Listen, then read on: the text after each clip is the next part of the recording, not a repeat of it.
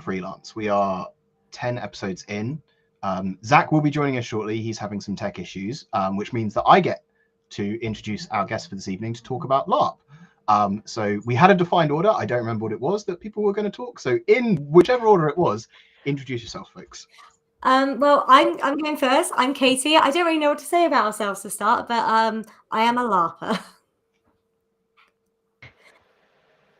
Hi, I'm Daisy. I'm also a LARPer with roots in reenactment. I'm a reenactor baby, so a little bit of both.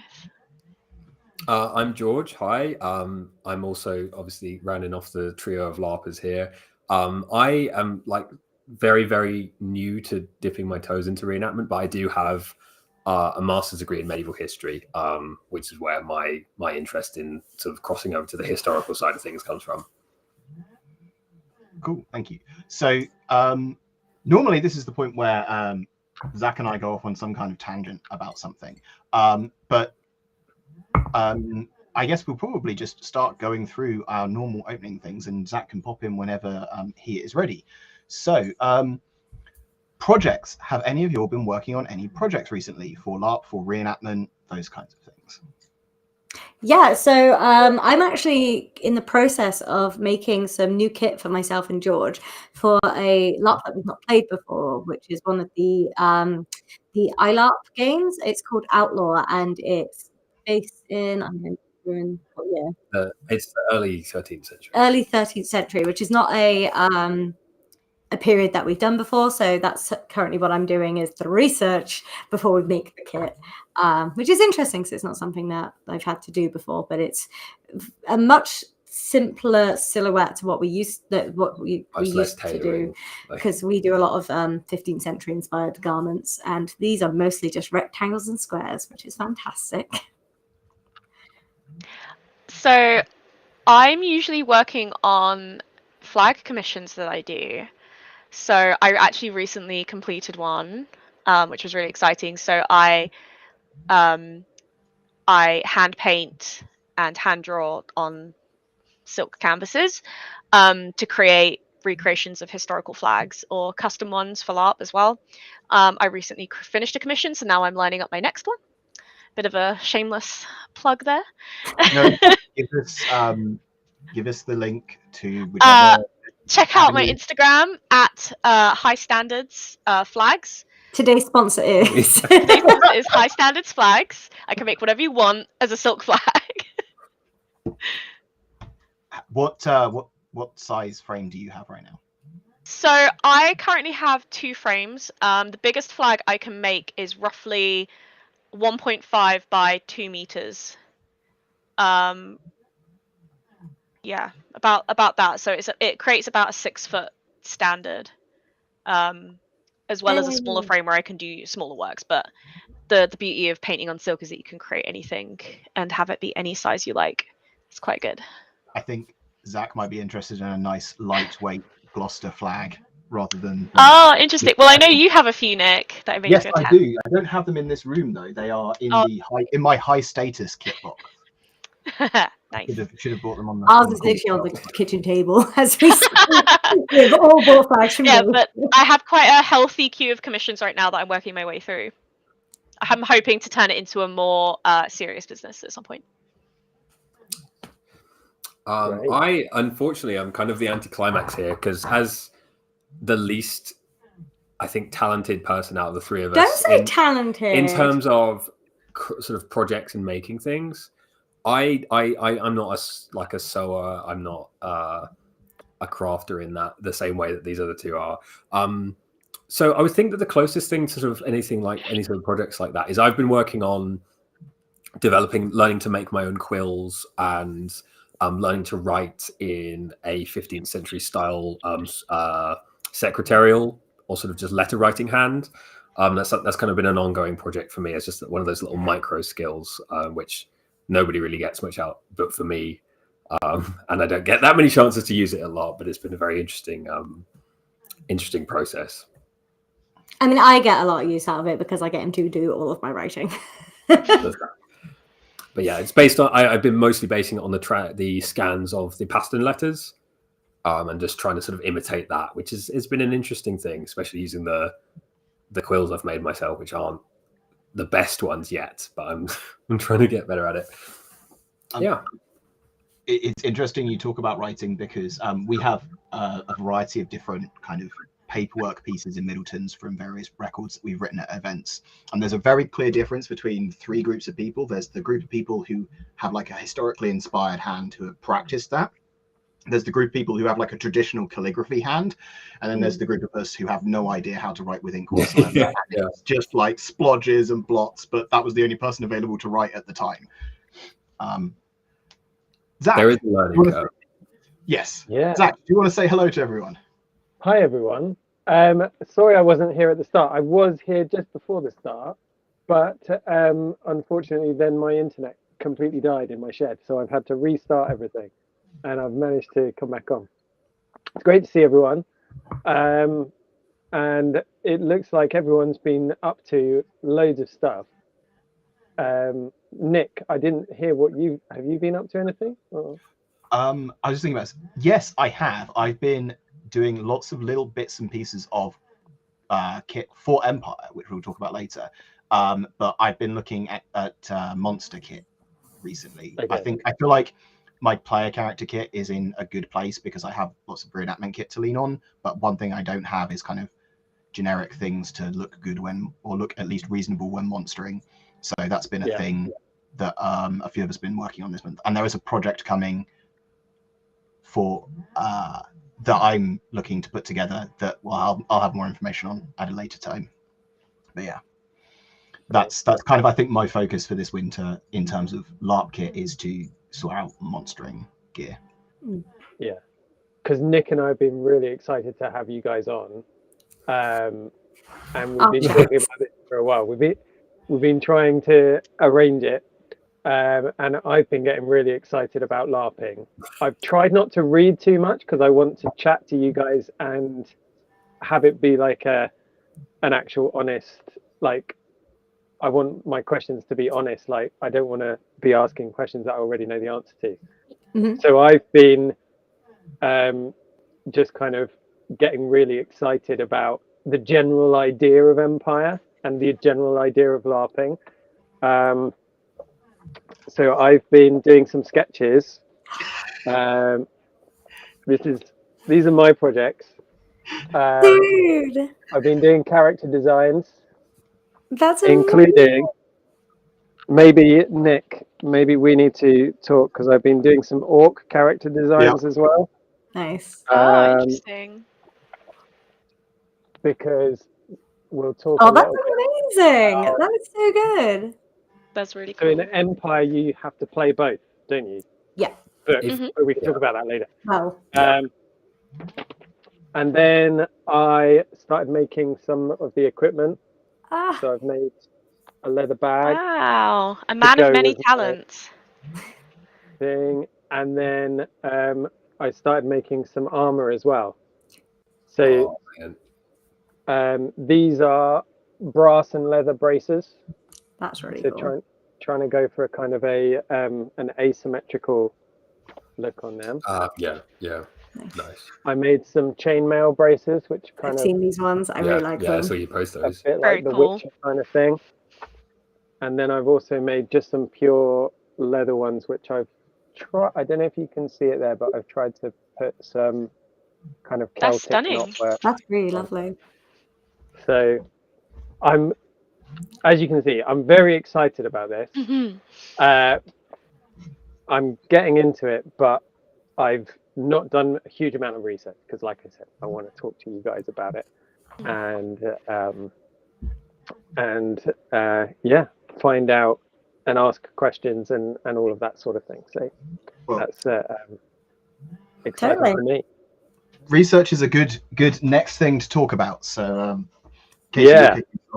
what research have you been up to? You talked about 13th century. Is there any particular piece or book that you've been looking at? So I am completely honest. I am riding the coattails of a friend of ours who has done a lot more research into this area than I have. His name is Isaac, and pretty much anything I want to know, I go to him. He is so clued up and everything. He sends me references, manuscript images, and the like.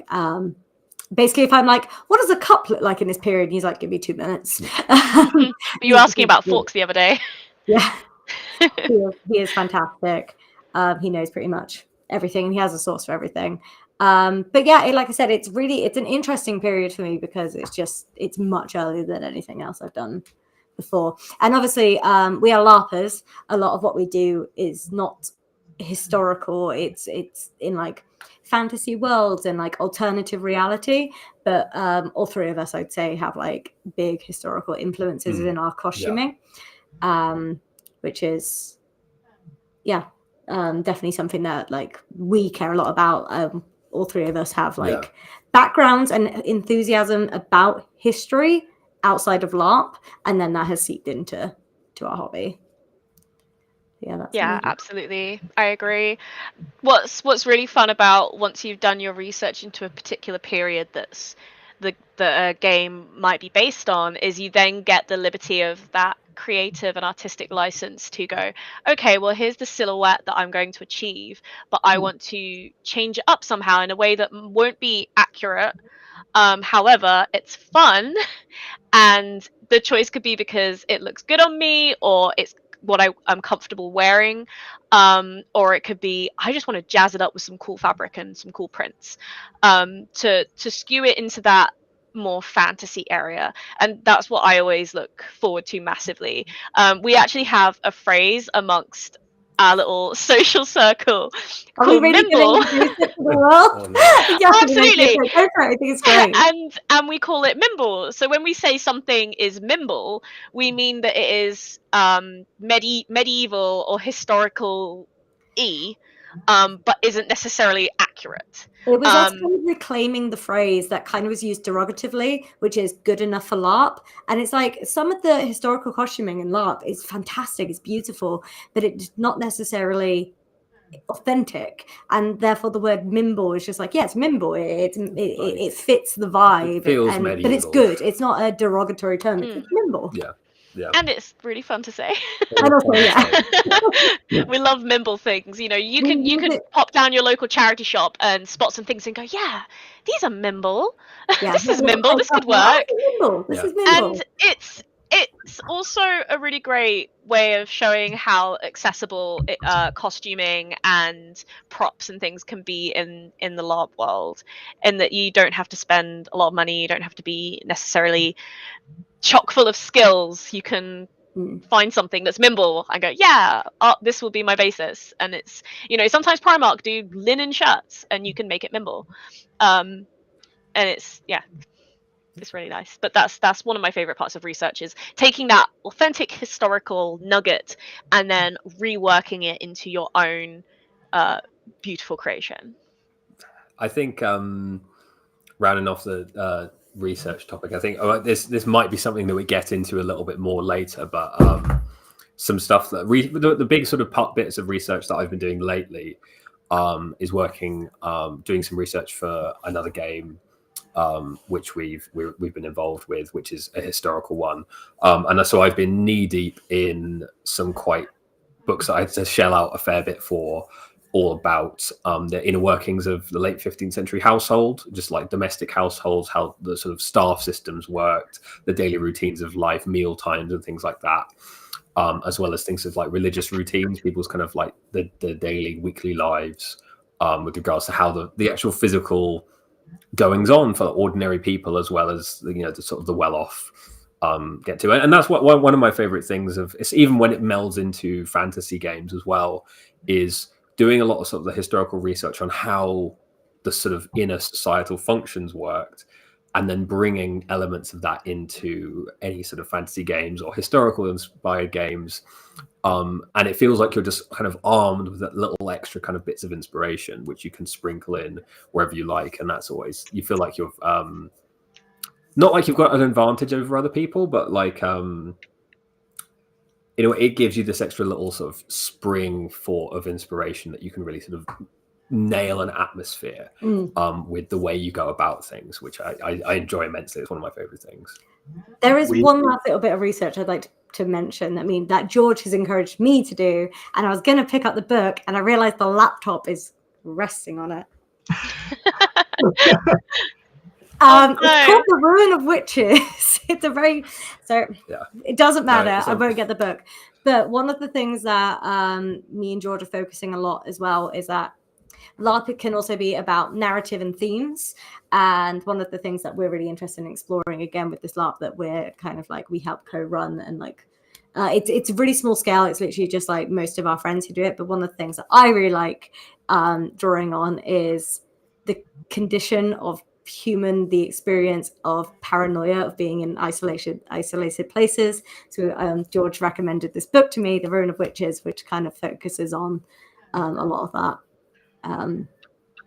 that like internal, what's the word, conflict in communities. That was my last one. That's the Ruin of All Witches by Martin Gaskell.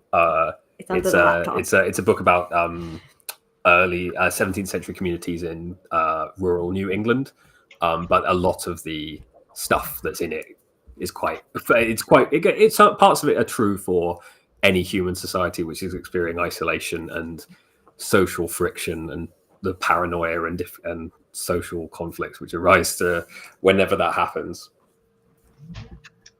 And it also works great as a laptop stand. Yeah, it also is a good laptop it's stand. A really nice book.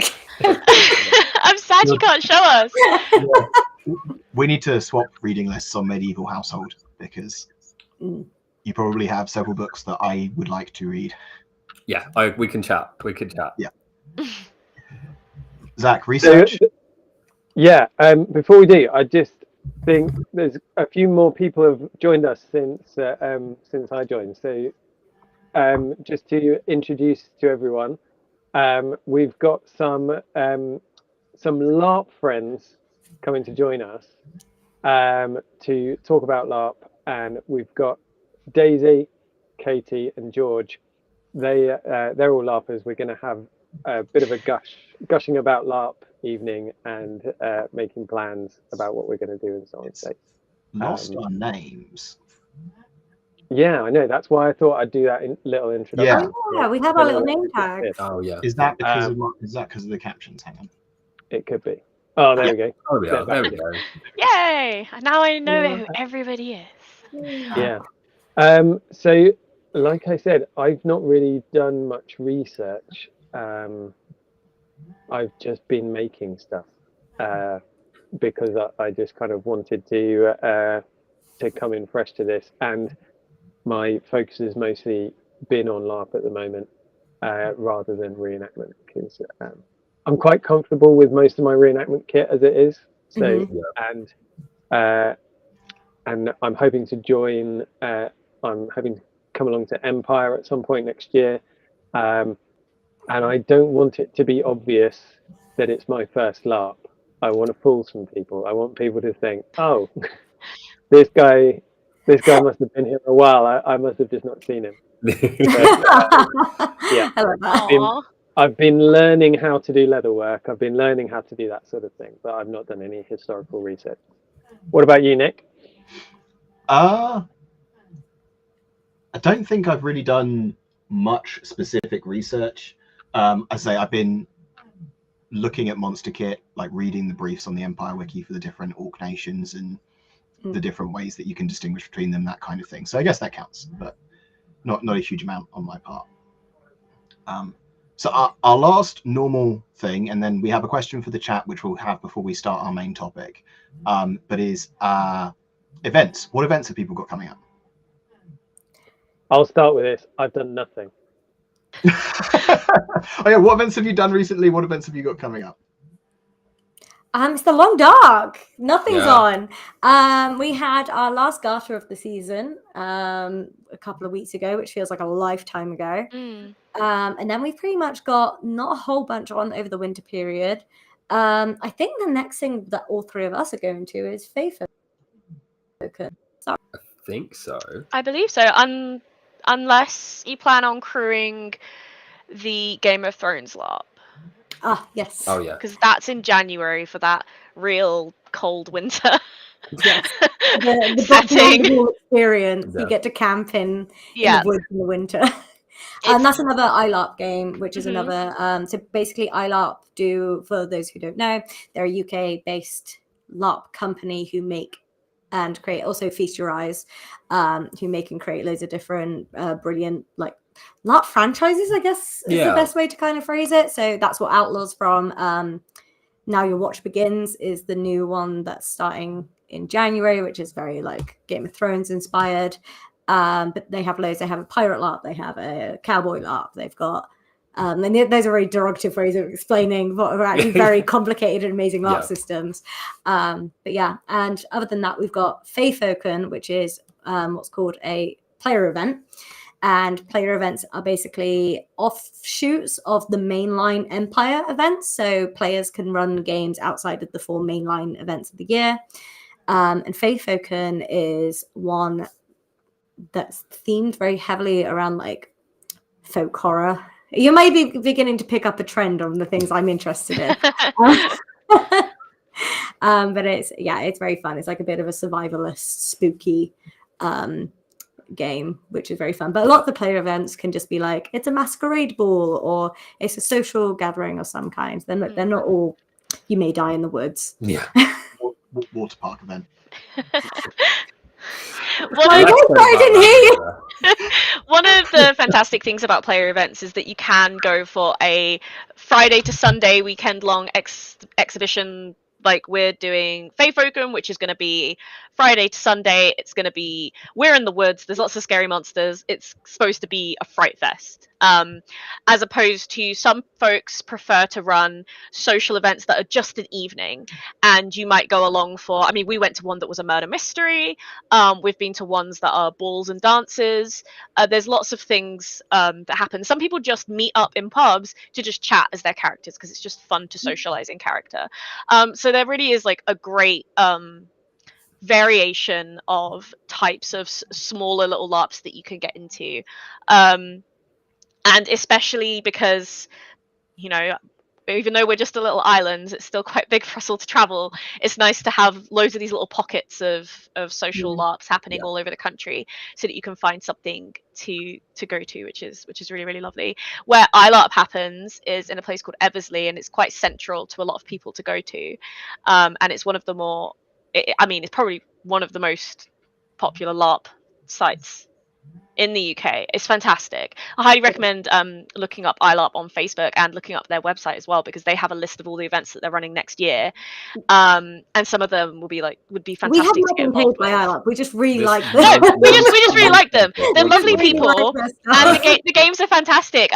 One thing that I did actually want to bring up, because we've mentioned a lot of these events, is that there is something in LARP called crewing.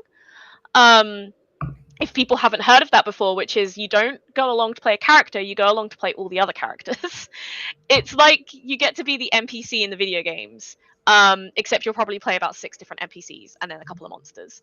And that's if you're interested in starting LARP, it's a great way to get into it and dip your toes, because most of the time it's free. And you will get the chance to do lots of different roles as well, which is a lot of fun. I crewed for 4 years before I eventually actually played a LARP.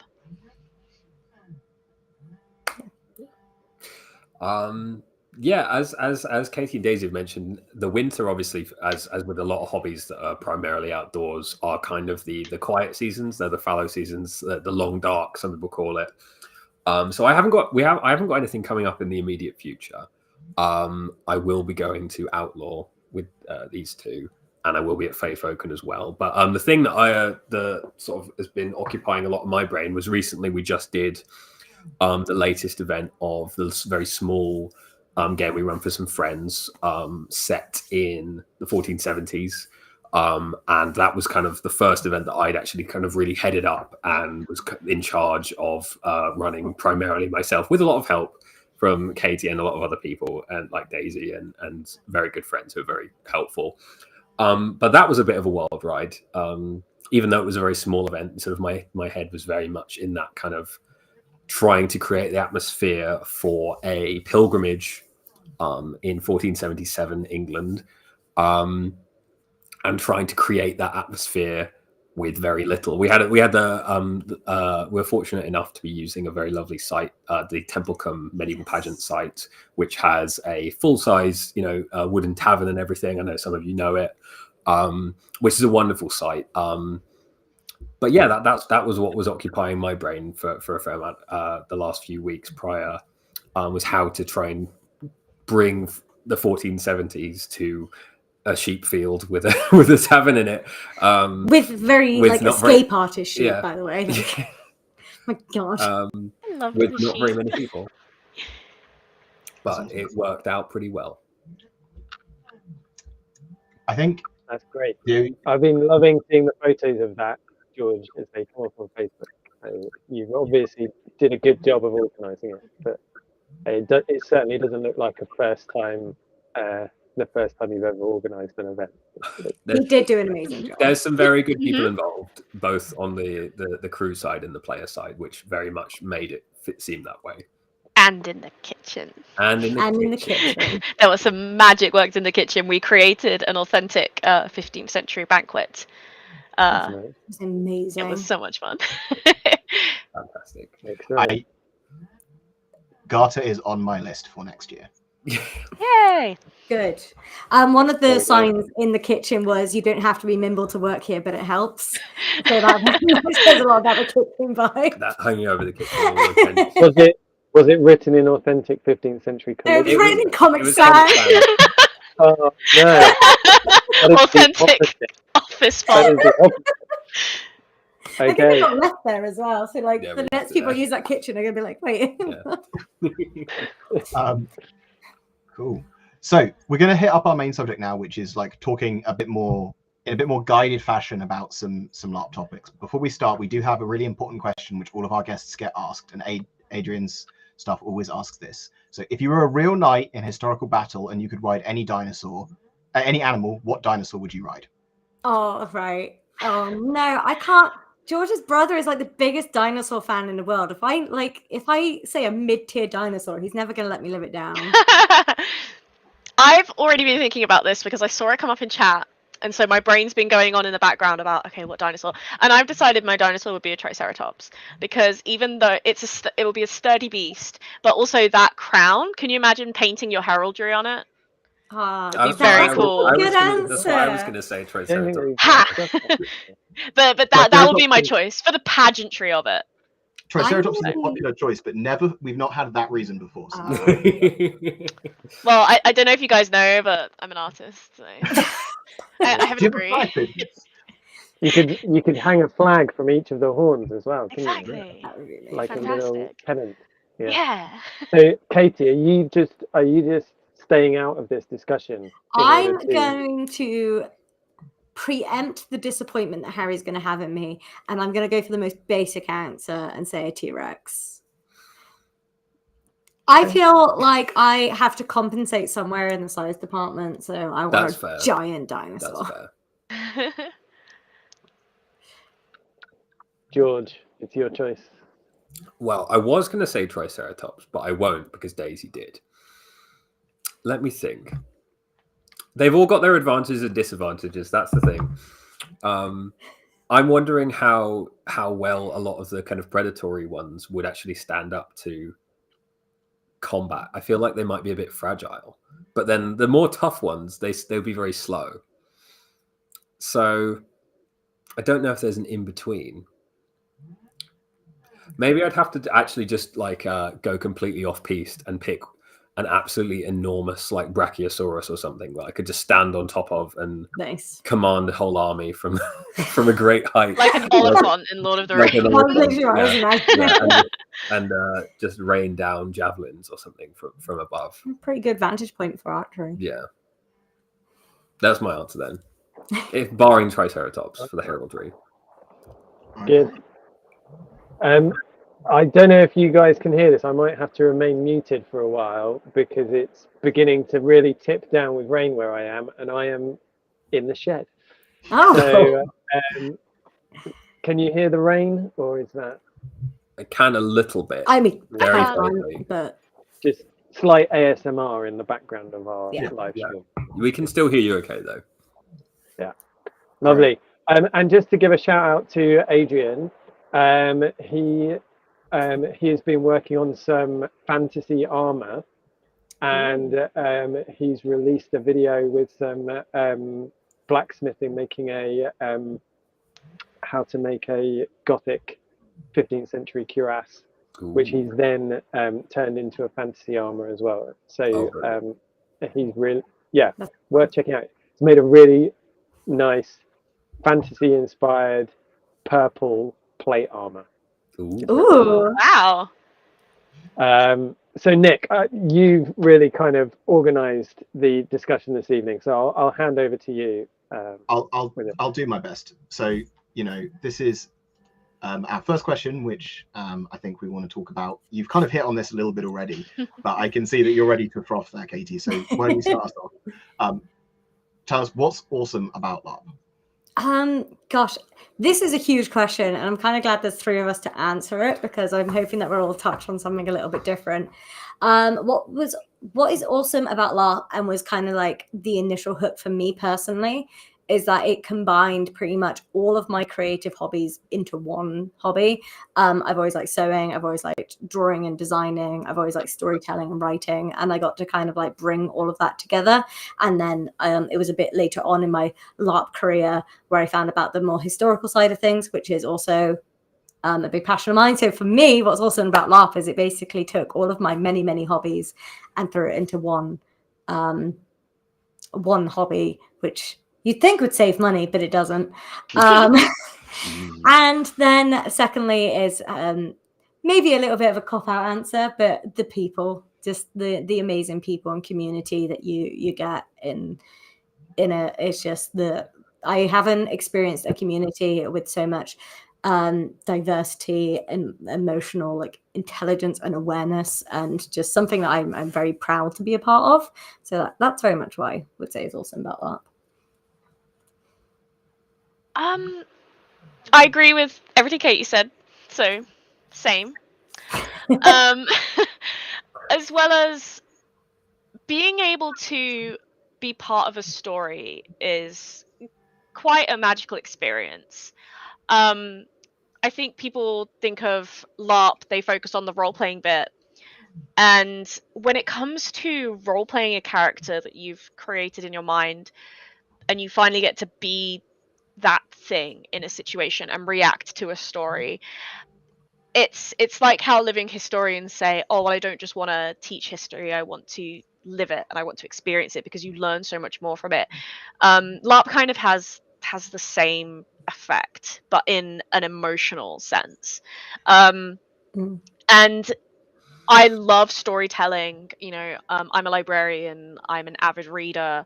I love watching TV shows and movies, and actually getting to be a character in those stories is really, really magical. And getting to experience everybody else's characters as well. Some LARPs are just like reenactments with extra steps. And it's really, really fun, and the people you get to meet is fantastic. The welcoming that you get in a LARP is something else. It's a really, really lovely feeling to be part of a community like that, and I think that's the main reason I like it. I get to be myself, well, with a load of other people who are being themselves, and turns out we're all very weird. Yes. It was great. I just want to, you said it's LARP's reenactment with a few extra steps. Sometimes I feel like LARP is reenactment with fewer steps. You don't have to think about the public. If we're making some comparisons here, LARP is for you. You buy a ticket, you go to the events, and you're doing it because you're getting that experience. I've grown up reenacting. I've done many events. And having to be upright, I have to get up at this time and make sure this is away because the public are coming in, and I have to make sure people aren't going to steal my stuff, or kids aren't going to grab a sword and hit their sibling, and being mindful of all that. It can just all go out, and you go, I'm here to enjoy the bits that I really like, without being bothered by somebody asking me if that fire is real. And it's lovely. It's like a little holiday. Yeah. Katie and Daisy have really hit on the main things that I would normally say as my answers for why I think LARP is great, especially the things like Daisy said about really experiencing a story in like reading a book or watching a film, but in a much more intense, immersive way. It's that same feeling, but magnified because you're the one living it in real time. But a couple of other things that I think are really important, and I know that these are quite common answers that other people give, so I'll give these. Like, I don't remember a time when I wasn't like dressing up and pretending to be like a knight or a Roman soldier or a Viking or something like that. And I think for a lot of people, LARP is a way of reigniting a lot of those childhood, like, let's pretend the feeling that gives you. It's just stepping up a notch to more complex, more layers, more sort of ways to engage, which I think for a lot of people in the world we live in is a necessary break from the reality in which we find ourselves. It can be very nice to give yourself a whole different set of problems, and sometimes that problem is orcs are attacking, and that can be a refreshing change from worrying about, you know, your heating bill, a mortgage, on your mortgage. Something that you know yeah. the solution to, right? What, kill more orcs? Yeah. LARP permanently. Never go back. No, I mean the problem posed by orcs attacking, like, you know a solution, like it's easy to get there. Yeah, Yes, exactly. yeah. No, exactly. They aren't always that easy to solve. Exactly. I've said before, it's LARP gives you the chance to temporarily be someone who has a much greater degree of control over their own destiny than most of us are actually afforded, and that is a great feeling. I think. That was poetic. That should go on a t-shirt. Yeah. I have to agree with you on the point about pretending, because it makes me think of a conversation I had with a friend that I introduced to the hobby, and we had a really interesting discussion about what point in your life is it learned that you are no longer allowed to play. Because growing up, playing is a really, really important part of human development, and as adults, we can still learn a lot through play. Some people, you know, might play Dungeons and Dragons, and or they might role play on their Mamorpaga, and it's all a form of play, and reenactment is a form of play. You know, being knights and dressing up and things, and LARP is a form of play in learning new emotional boundaries and situations. It's really, really fascinating when you think about the psychology of it. To quote one of my friends, he says that LARP is a powerful psychological tool that we play with for fun. And it is. You can be deeply affected by some of the pretend scenes that are going on because it's so immersive and so real, and it's really cathartic in that sense. It's really, really interesting. I love the psychology of role play. Something interesting happens when you're in a fictional, completely pretend situation, but everybody around you is acting like it's real and treating it as if it's real. Suddenly, that like army which is coming over the hill to attack you, your body doesn't really know that it's not real. The adrenaline's real. That's the thing. And I know that you've experienced probably parts of this from doing reenactment as well, but the added kind of narrative and context you get from a role-playing LARP element, that you have a character who can die permanently, or everyone around you are your friends that you're trying to protect them, or etc. etc. Like if your character falls on the battlefield, they don't come back. You can't just be like, oh, I guess I'm out for this round. That's done. That's a different experience. And when everyone treats, you know, a character dying as real, people cry a lot, like real tears. We've had people who are quite new to LARP who come to their first event and they make friends with a character, and that character dies in the battle, and they're like weeping real tears because everyone around them's treating like it's real. It's being acted out as if it was actually happening, and your body kind of responds the same. And I feel like it's a nice but powerful way to safely experience a lot of kind of wild and crazy scenarios and emotions, which we don't usually get. Definitely. We do have a term for it in LARP, which is bleed. And bleed is sometimes used as an inherently negative thing, but I don't think it is. I think bleed can sometimes just refer to that weird gray space between reality and your brain processing the like emotions that you're role playing, and it's an interesting. Can you describe it to us what bleed is, Katie? So please? bleed is kind of used as in regards to basically being like when your emotions and your character's emotions bleed, they kind of like They mesh overlap, together. and like sometimes it can be negative. Sometimes if you're basically getting into a very heated argument with someone in character and you suddenly, because again, when you're yelling at someone and really like passionately talking about something that you really care about, the real life adrenaline and chemicals kick in. And it's always good to kind of have what again in LARP is called a check-in, which is like after the fact, just be like, hey, I kind of like got a bit heated there. My name's Katie. I am not my character. I am not responsible for all the terrible things that my character, well, I am responsible, but like I don't, they are not real actions, and kind of defining what is real and fiction is very important in the hobby, and to not hold people accountable for things that they do in make-believe land.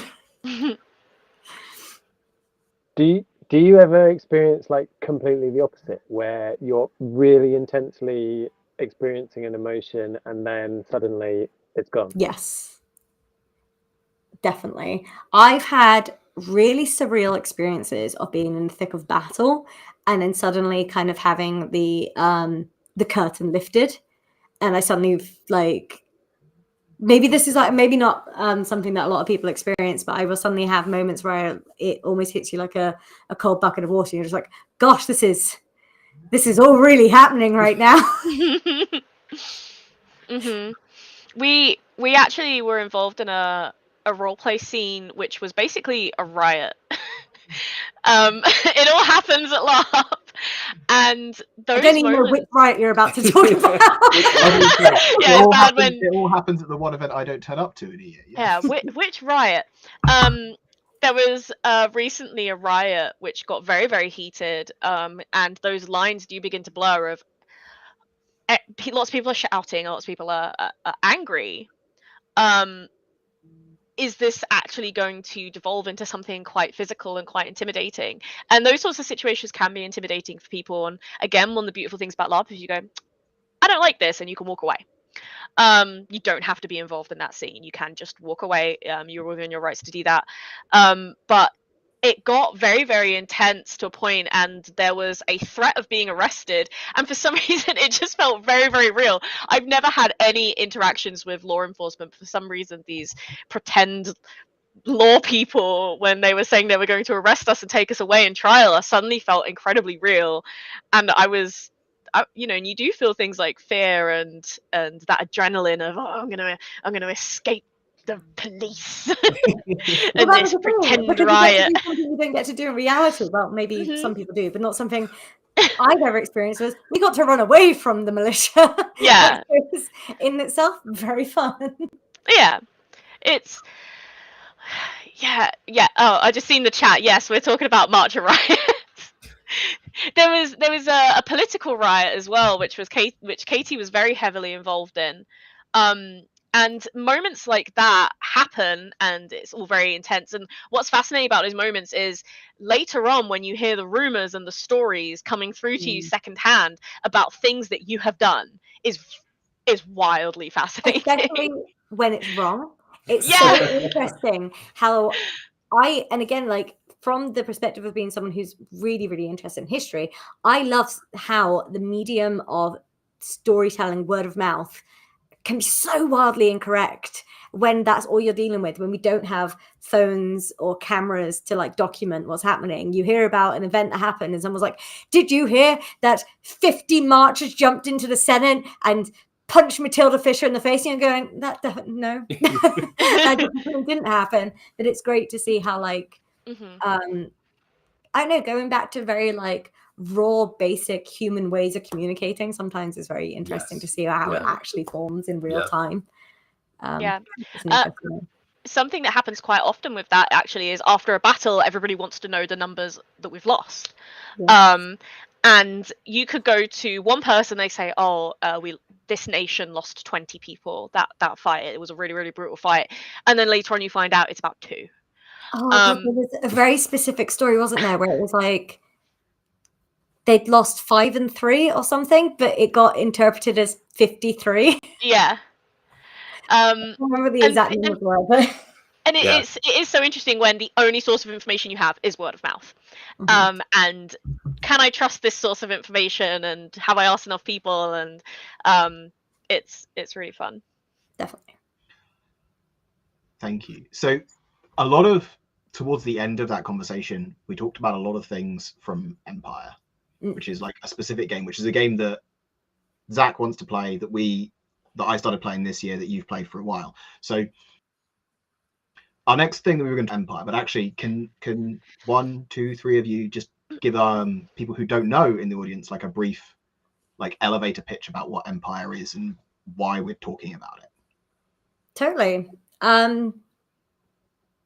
Does someone else want to start this one off? I think you're good to kick this I off. feel like you're the Okay. best You're informed, the closest thing Katie. to Sorry. That's why I didn't want to. Okay, so Empire is the biggest fest LARP in the UK. It is run by a company called Profound Decisions, and it has kind of become the staple of fantasy LARP in the UK. A lot of LARPs across the UK are very much inspired by the world that Empire has created. A lot of the rules and gameplay have definitely inspired like the whole community. Empire is basically a game in which you play how many nations are there? It's completely gone up my 10. head. 10 nations, which is a very easy number to remember. They're all part of the Empire, and basically we're at constant war with the barbarian nations, which is basically anyone who isn't in the Empire. Kind of like a reoccurring joke is that, are we the baddies? Kind of gets thrown around a lot. Empire is an interesting game to play because it is never, you do not start playing Empire clear-cut, goody, 100% lawful good hero. You can play pretty much any ilk of person in this like vast empire, and every one of the nations has these beautifully written, rich, vibrant like national cultures briefs. Every nation has a unique costume, look and feel. Every nation has their own national holidays and celebrations and traditions, and it's a really, really vibrant created world, and it is honestly just the clear selling point for me. What is the best thing about Empire is the world building. It is such a fantastically built game, and it is now huge. So when you turn up, it is so immersive. Like you go from like the iridescent, colorful like bells and sashes of the Brass Coast over to the much more like deep satins and like slash sleeves and very like Italian Renaissance and early 16th century Germany inspired in the League, and it's really, really fantastic just for world building. What also makes the world of Empire really, really rich is that there are laws, there is a political system, there is an economy, there is a religion, there are armies, there are wars that are fought, and that's just kind of the basic coals that create the entire fire that is the Empire, the stuff that Profound Decisions give to the players. And then what's built on top of that, which I find just as equally fascinating, is the player-led parts of the brief, where the people playing have such an influence on the culture of the game and the culture of their individual nations that starts to show through, that gets added to the wiki. Empire has a huge wiki. it's quite extensive, and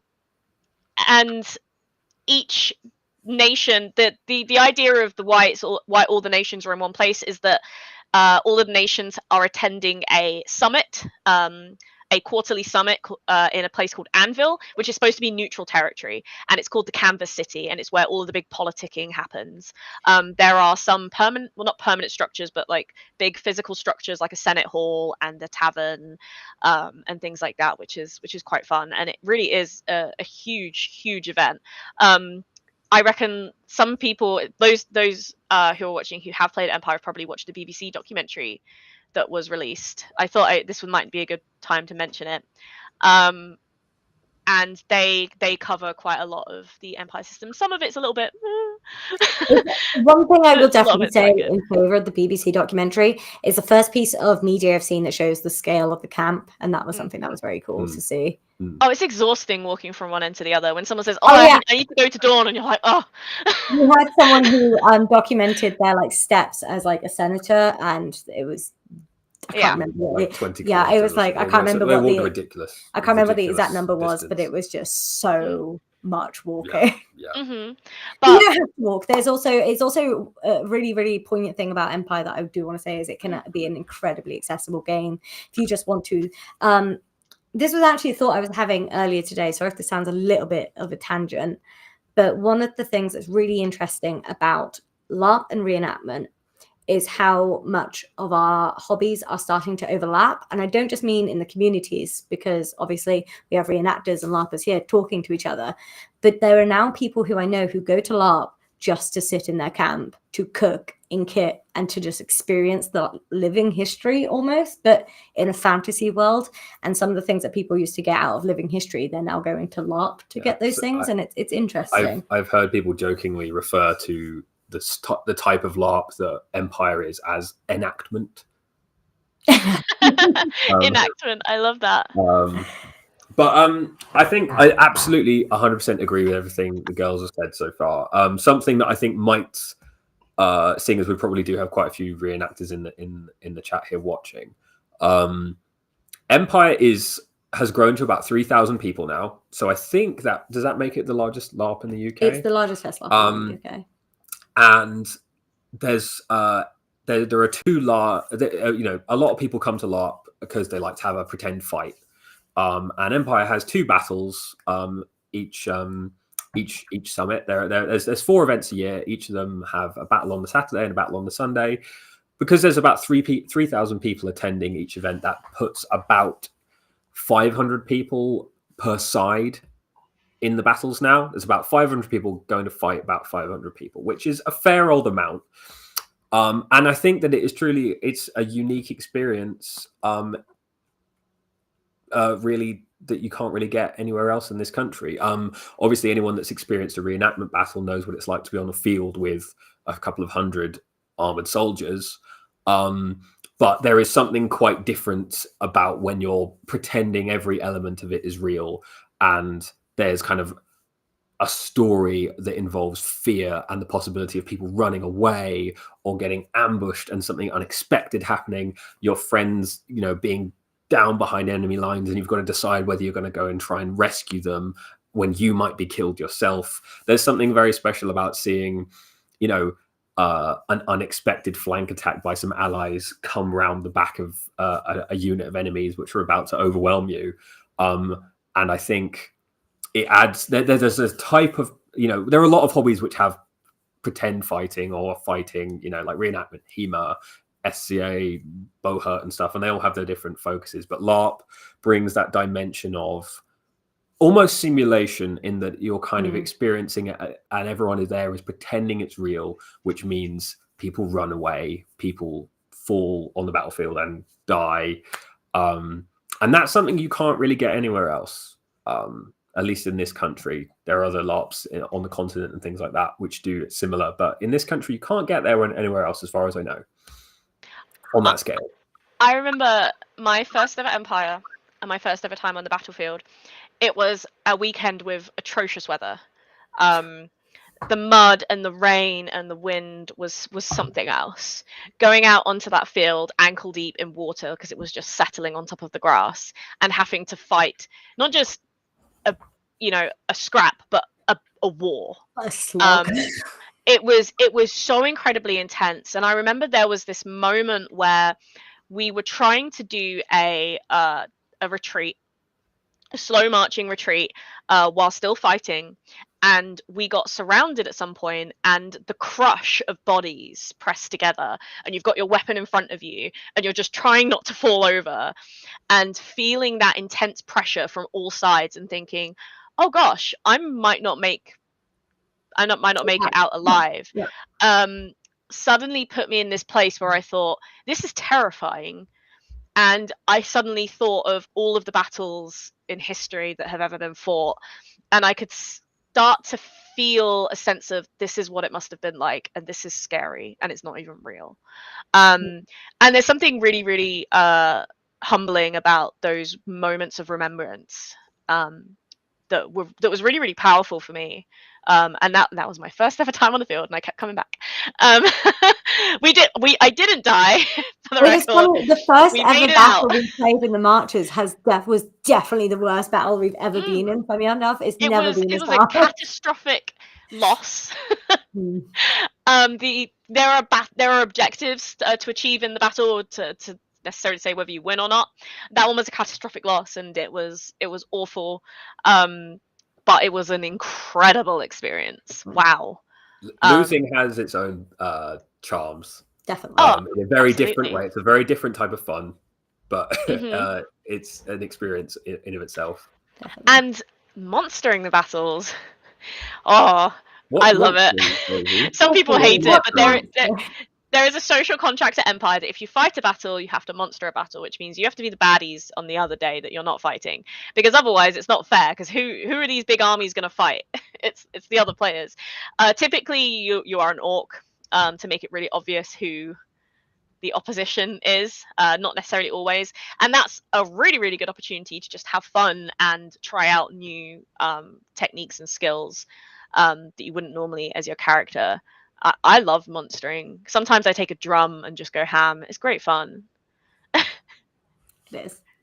One of the things I always like to tell people to do if you're interested in like what LARP is and what the kind of monster side of it looks like is type in like Empire Profound Decisions War Rhino, and you will get to see one of the bigger monsters that they've had on that field, and they're fantastically phys repped pieces that you just get to whack a lot.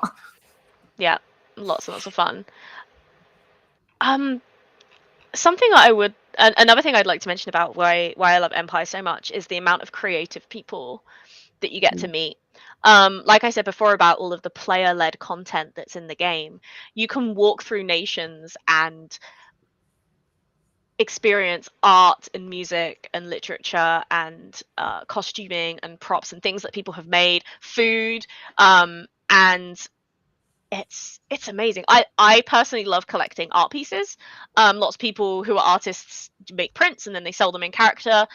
Some people brew alcohol. Some people put on shows and write music. There are quite a lot of fantastic Empire musicians. George and myself, we perform together quite often. George is a very talented guitarist, and I sing. And Katie is our #1 hype girl. I'm the band manager. she can sure squeeze a shruti box. I'm really good at squeezing a shruti box. and sometimes I can also keep rhythm. And it's such a fantastic melting pot of all these like really talented people. There's casinos, there's theaters, there's music nights, and there's just everything going on. I've seen people do fire performing and poi and scarves, and they do all of the dancing and stuff. That's amazing. Navarre is very famous for its songs and stories in the woods. Like with reenactment, the party stops at 5 because the public have gone home, everyone gets out their beers and does a barbecue. Empire doesn't stop until 1 a.m. I think. It's time out until 1 a.m. So people are still role playing. Yeah, people are still role playing in the evenings, and the evening social aspect of the game is huge. It's gigantic, and you can do a pub crawl. You can go to all the taverns and tea houses and bakeries and go to a massage parlor. Go to a massage parlor. And the thing that's really fun about all of this is the only thing you pay for is your LARP ticket. You pay to attend the event.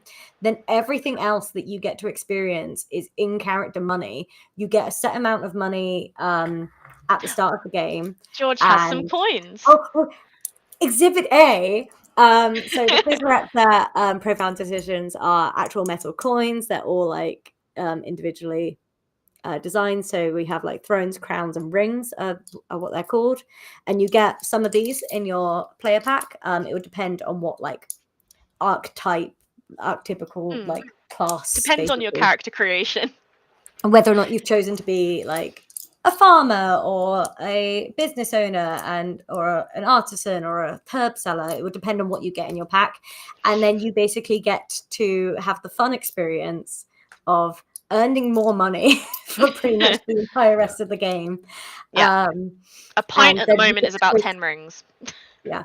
And then you get to go spend it on literally all of these experiences. Some of these experiences are free, and then some of them you get to throw fake coins at and get real things back. Like I know someone who actually bought a real male, like really beautiful riveted male vest for in-character money.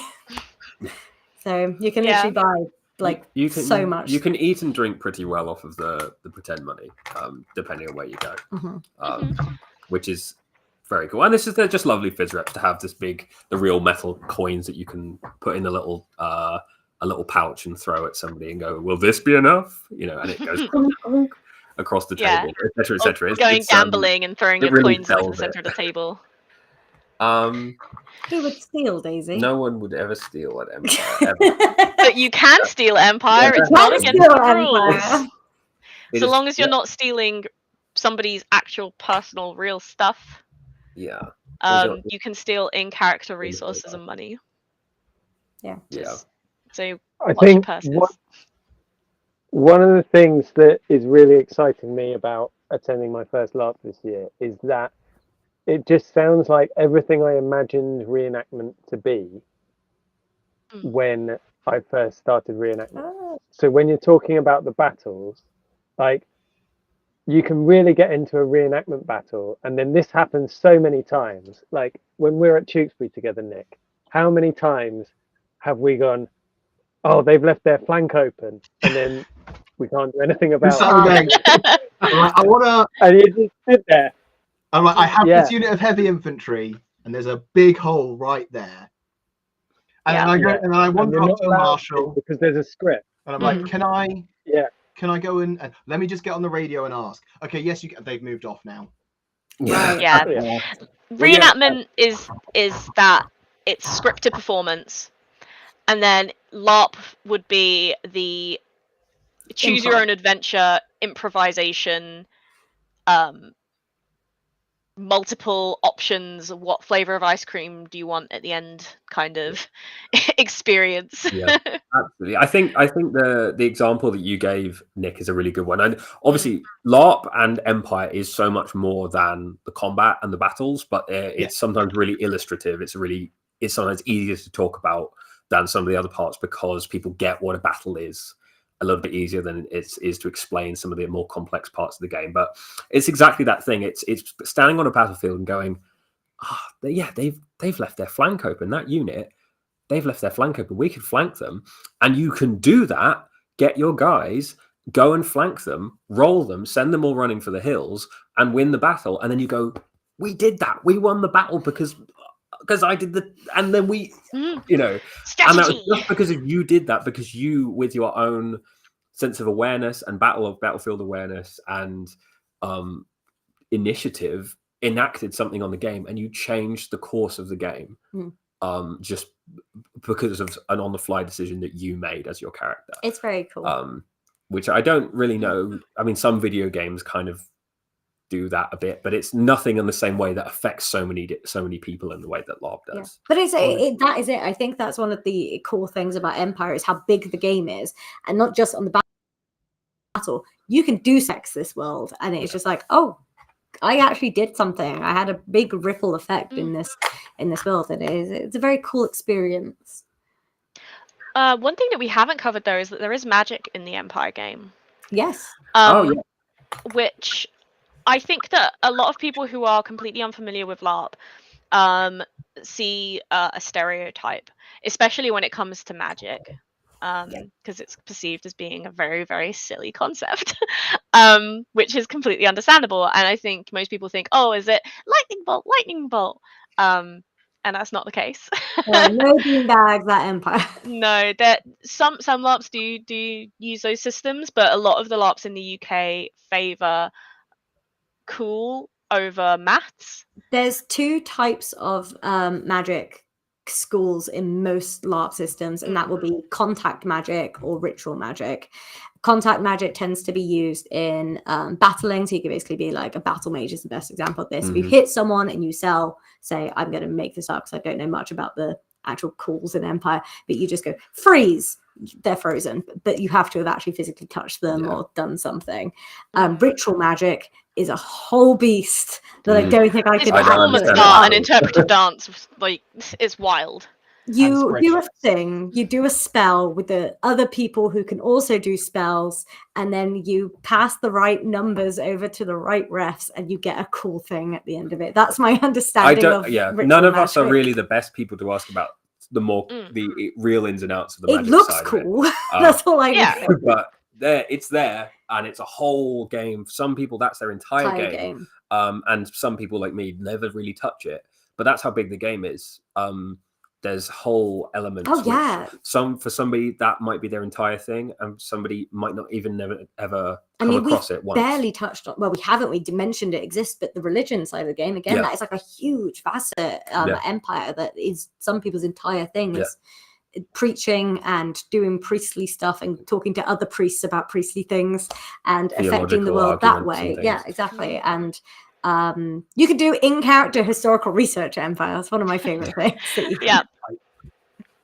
So I've got a question for you, because I've got an idea for my character, and like I said, I've not been researching because I want to ask you guys these questions.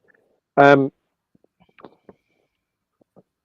was considering having my guy not believe in magic, because I think it would be a quite fun character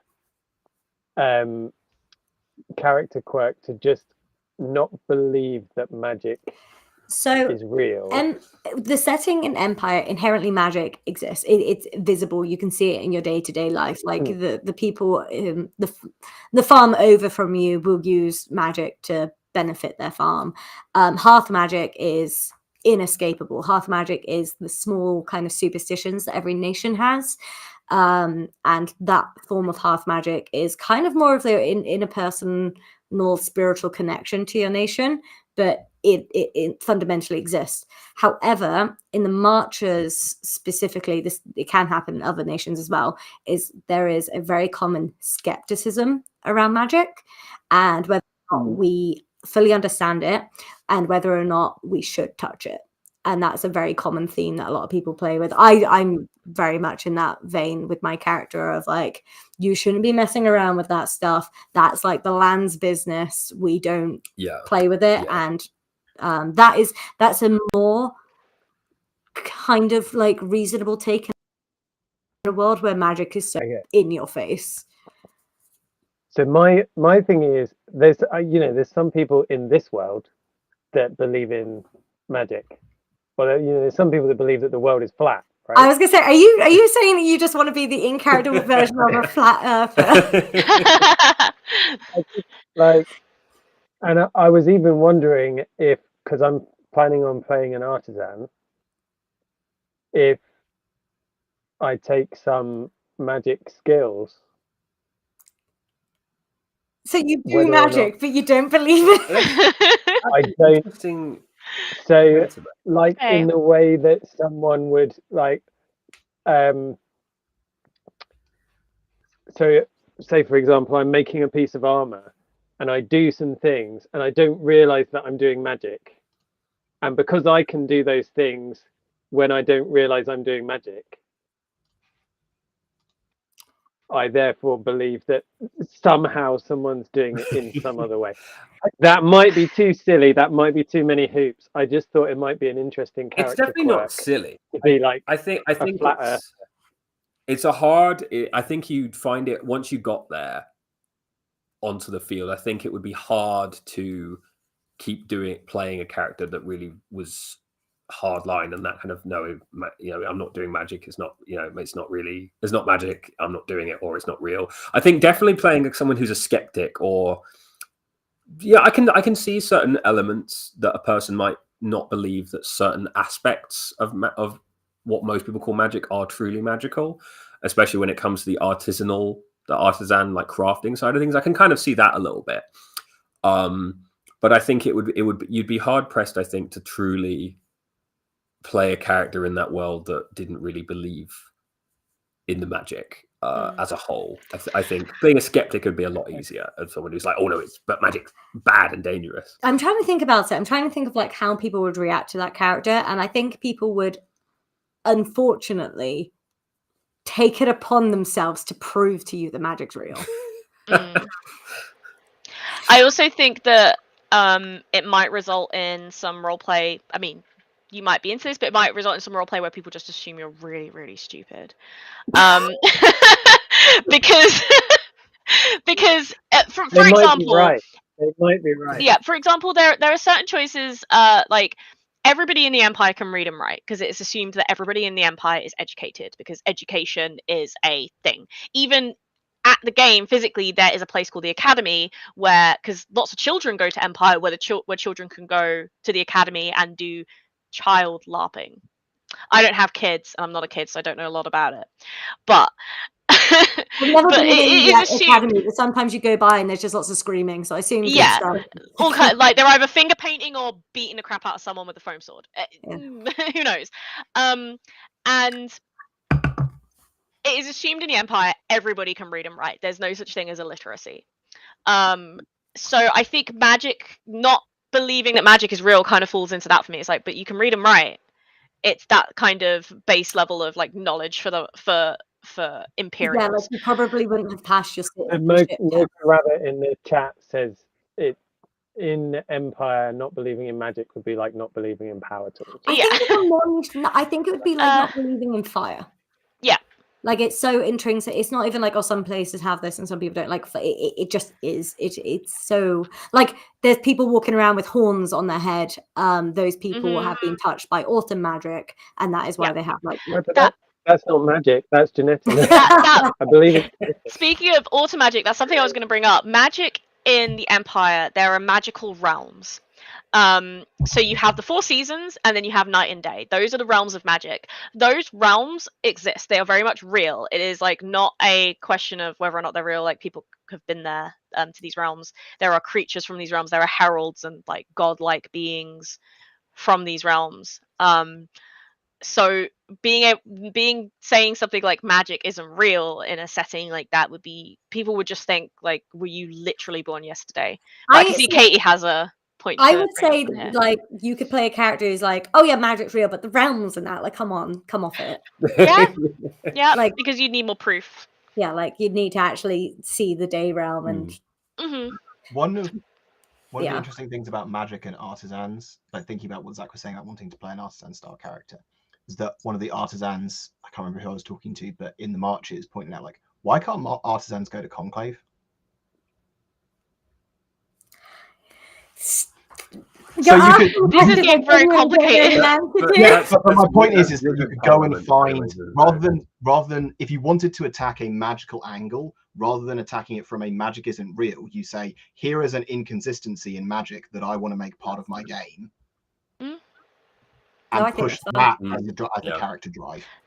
I really like that role-playing choice. That's a lot of fun that could create a lot of discussion and a lot of like there's someone in the marches so in the marches, if you have a farm, you have the right to vote. If you don't have a farm, you do not have the right to vote. Hang on a second. Can I just ask, what is the marches? It's a nation. You guys know what the marches is? One of the 10 nations. We've already explained what a nation is. Yeah. The Marches is one of the 10 nations, and their vibe is fantasy medieval farmers. We are probably the most historically inspired looking nation in terms of our culture, and that it's not medieval England. No. But we definitely have a lot of like on the brief it says War of the Roses. I have issues with that as any sort of frame of reference for what everyone's wearing. Anyway, that's a whole other rant. But it's very much, like we walk around in kirtles and doublets and coats and gowns and stuff. We're very much that sort of speed. And hats. And braids. but anyway, my point was going to be that there is somebody a friend of ours who plays a character who believes that minors should be allowed to vote in the marches. And it's such an interesting, not the age range. And chat. As in pickaxes and rocks and stuff. and they believe they should vote. And the whole artisan, being an artisan is a type of magic, is sort of in the same vote for that. The chat is now popping up I about. know the chat's been votes. popping up with rights and minors. That's so funny. It's such a fun. It's such fun role play. It's such a fun thing to get involved with, and I think that the artisans and I totally agree with Nick. I think that could be such a fun. How everyone's arguing now. I think that it could be in a similar vein of that, and it could be really, really interesting to pick that up. If you have strong opinions on whether minors should have the vote in the marches, please put that in the comments on this video when it goes up to feed the algorithm. Just argue about it. That's a great And idea. I should do Zach's call to action for him. So if you're enjoying this video, like it, share it, subscribe to Zach's channel. And that's just one player who's decided that that's going to be their game, and that's on a field of thousands of people, and then all of a sudden it's a huge thing. It's so much controversy, as you can see. It's created a lot of game, and I think making a choice like Nick suggested could do a very, very similar thing. Definitely. Okay, so it's not quite back to the drawing board for my artisan, but it's going to need some workshopping. Yeah. Okay, cool. This is great. This is why I wanted to do this, and why I wanted to start now instead of like a week before the event. That's great. I think I'm getting the feeling that if we just left you guys on what is great about Empire, then we could go all night. And I don't think that we should we'll be able to do that. But yeah, I'm just hearing loads of stuff that's just making me more excited to go. And hopefully other people watching this, hopefully there are some reenactors or HEMA guys who are watching this and have never tried LARP before, but are now beginning to think, oh, maybe there's something here. I say to a lot of people who sniff at LARP, I say, just go, try, and try not to have fun. It will be hard. Try not to just have a good time, and you will be hard pressed. Okay. Daisy, there was a question for you about about archery. Apparently you're the archer here, is that correct? I am an archer, yes. Okay, so Bectionary Adams says that they're a Viking reenactor and they do archery, and they were wondering what kind of opportunities for shooting are there within LARP and Empire. So there are very similar rules actually to a lot of reenactments. The max poundage on a bow is 30, and this will be tested before you start playing, and you would have to purchase some LARP safe arrows. So obviously, you have your sharps. In reenactment, you have the rubber tipped blunt arrows. Those are not allowed in LARP. LARP safe arrows have quite a large foam head, and they fly very, very differently to what is traditional in reenactment. So it's worth having a good practice. But there is a lot of opportunity for archers. It's a really, really fun game. It's actually how I decided to take the field when I was fighting. And I have my longbow from reenactment, and I use that. And I have a great time. The only thing I will say is be prepared to spend some money, because LARP arrows will break and they will get lost, and they are not cheap. They get trodden on. They do get trodden on. I recommend. It's one of the things where I will say going plastic is probably your best option with LARP arrows, because they're less likely to break, because they can be expensive. Wooden ones I see stepped on and snapped all the time on the field because it's the crush of battle, and that's just a tenner that's just gone flushed down the toilet. If you're lucky, your LARP arrow will be a tenner, and it's a lot of fun. It really, really is. I love shooting at LARP. There's a lot of scope for it in all the nations as well, in Empire, and in a lot of other games as well. Archery is a big one. I was gonna say, for me, when I was on the battlefield, like one of the main differences I felt going from reenactment to LARP or to Empire fighting was archers be scary. Archers are a serious Like- threat on the field and can Yeah. be massive game changers to Yeah. the strategy of armies. In the marches in our nation, we have we primarily use pole arms, and we have 2 bill blocks, and then we also have some other units that take the field. So we have a group of archers as well. Usually one, I think it's one per bill block. George, It's is that kind of- correct? Or- So they're not really, they used to be divided into Yeah. bill blocks, but now they're just fighting blocks. So you get archers in both Yeah. what's called the hedgehogs, the hares block, and then the skirmish block, which is called the union block. Is it still called the union block? I think so. But there's I don't also know. the Talbot skirmish group and like other smaller skirmish groups that basically work around the 2 main fighting blocks. So we have the joy and the hares of having quite a few different archers, but the bulk of our archers has been created by the Hogsgrove Coppice group, and they are so fun to command. They are just really on it. They really love the unit, and they just do their volleys and everything. They're just singing their praises because I really like working with them. A lot of the time, because of LARP arrows, most of the time do not have a fantastic range. It does change the style of archery that gets used on the battlefield. It tends to be quite close range, which in the marches, and I know we've been talking about the marches a lot because that's one we're playing in. It's the one we've got the most direct understanding of. Is a lot of it tends to be quite close range, working from just behind the polearm users or just on their flanks or something, and doing sort of very direct shooting, picked shots and things like that. Which can be absolutely devastating when used properly. But it's absolutely amazing to see on the field when it's done right. It seems like I've never done it myself, but it seems like so much fun. Yep. And there's the sports side to it as well. Quite a lot of people do archery contests and things like that. So you could enjoy it from that aspect as well. Katie and I run a game which is basically medieval farmer sports day in the woods, and we have a archery competition where we shoot sharps because we have the opportunity to do so. So it's not that things like that are completely ruled out of LARP. Not everything has to have a foam covering. Yeah. But Empire, no sharps. So again, like archery just sounds like a lot more effective, a lot more like in a reenactment.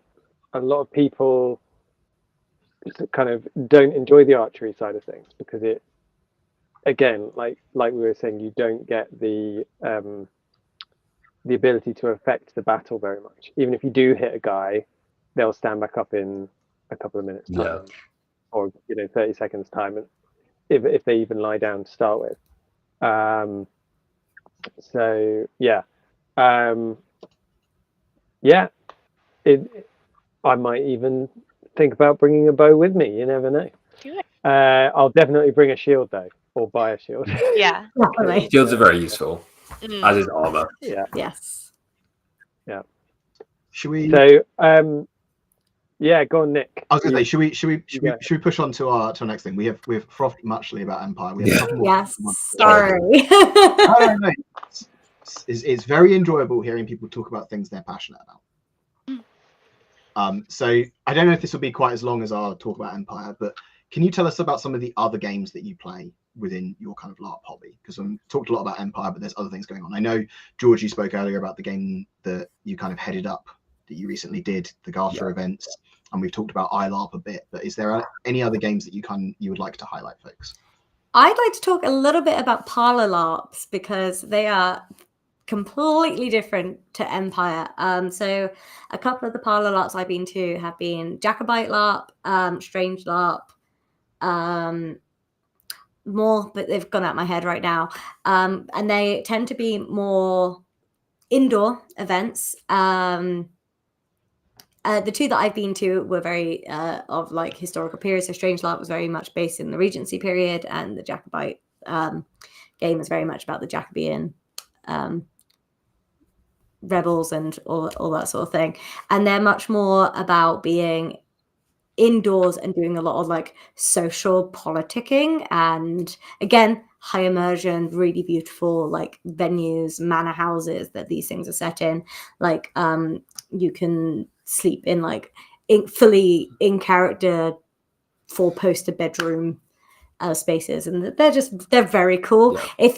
If you're the kind of person you're like, all of this camping and etc. sounds a bit much for my taste, I recommend just going with you and a friend to one of the parlor LARPs, because it's such a fun experience. They usually have like fully catered meals and everything. It's all like just in character and just very, very fun.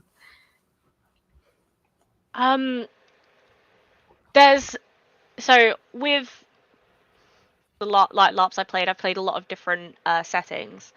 A LARP that I used to play, it no longer runs, unfortunately, but it was very, very fantastic when it did, was a post-apocalyptic LARP, which I really want there to be more post-apocalyptic, because it's such a fun setting to do as a LARP, and it works so well too. This one was an airsoft LARP, so for people who are super into airsoft, it was really, really popular for them, because that's also another like kind of weird crossover in this hobby Venn diagram. So you got like reenactors and LARP and airsofters and all these different spin-offs.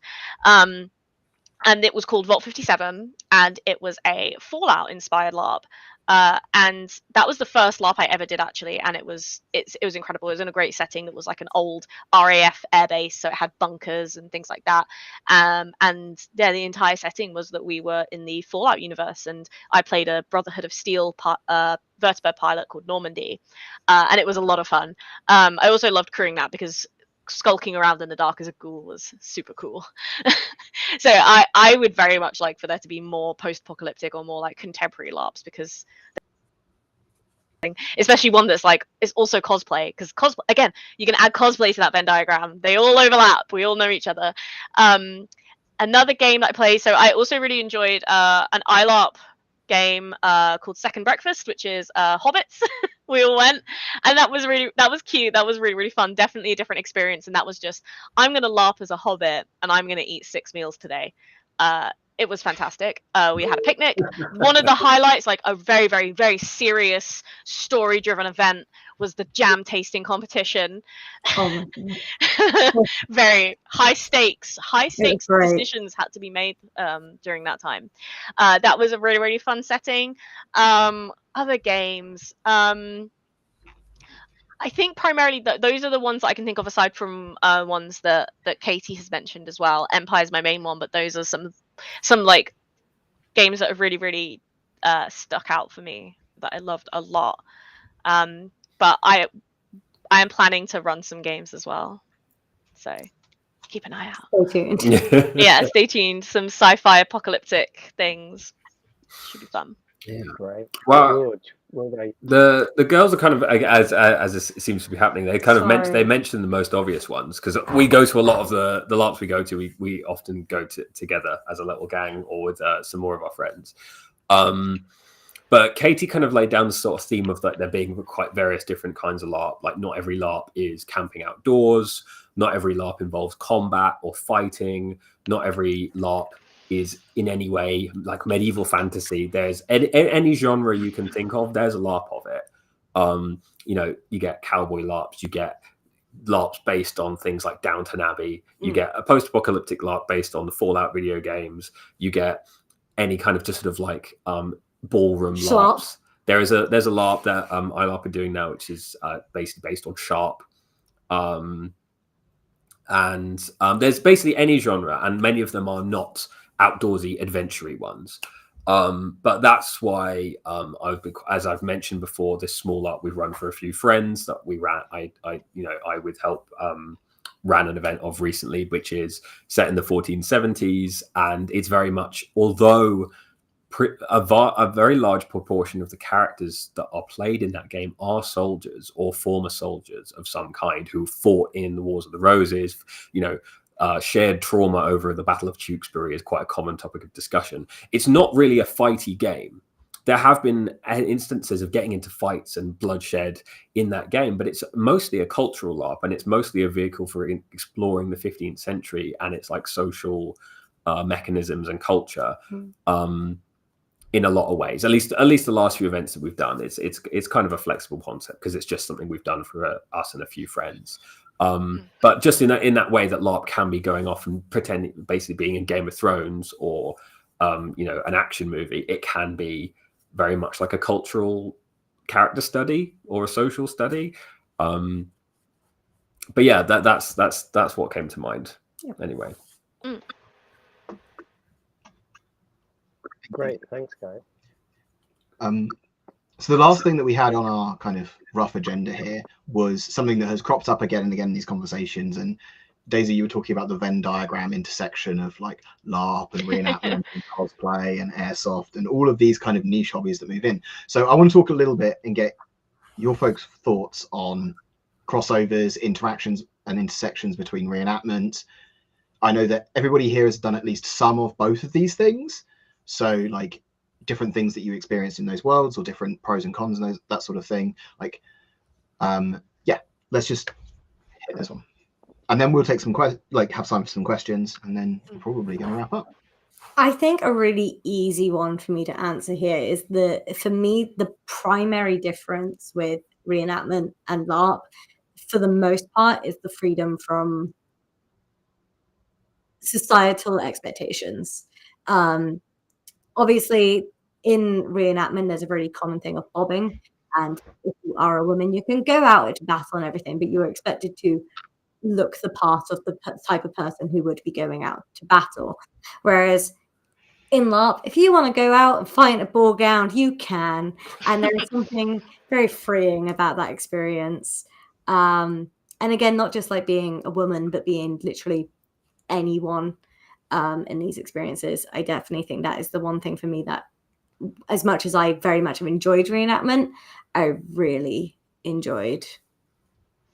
have always enjoyed the freedom to be whoever and whatever I am without any expectations. But that said, I have also played games which have gender roles in the system to explore those themes as well. So it's something it's fun to opt into, but also very fun to opt out of it. Yeah. The biggest thing for me with reenactment was I didn't really know what to do during the day. I found myself kind of wandering around a lot and just sort of waiting to be told to do something until a battle. It was fun, but I very much felt like a tourist. That's not a bad thing, because I very much felt simultaneously like I was experiencing other reenactors, and the reenactors were also experiencing me back. It was very much like, felt like walking around holding a mirror up to each other, like, look, we're doing it. We're all doing it. It's sort of like a train set. You set up, or like your Legos, you set it all up and then you sit back and you go, ah, yes, I have many Legos and don't they look wonderful? And then actually going, I am going to be the Lego man and I'm going to be in my little Lego city now. I know that's a really, really weird analogy, but that's kind of what it is like between setting it up and looking at it and going, this is nice and I have all these things too. I'm going to be in it. And this is how I'm going to live, which is part of the living history. But then LARPing brings in that character aspect to it, and you're playing. I think there's the difference between a display and a play. Yeah. Like, yes, that's a good way of putting it. I think one of the things, if we're talking about like the positive crossover, though, is quite frankly the knowledge that I've gained from the reenactment community is just unparalleled.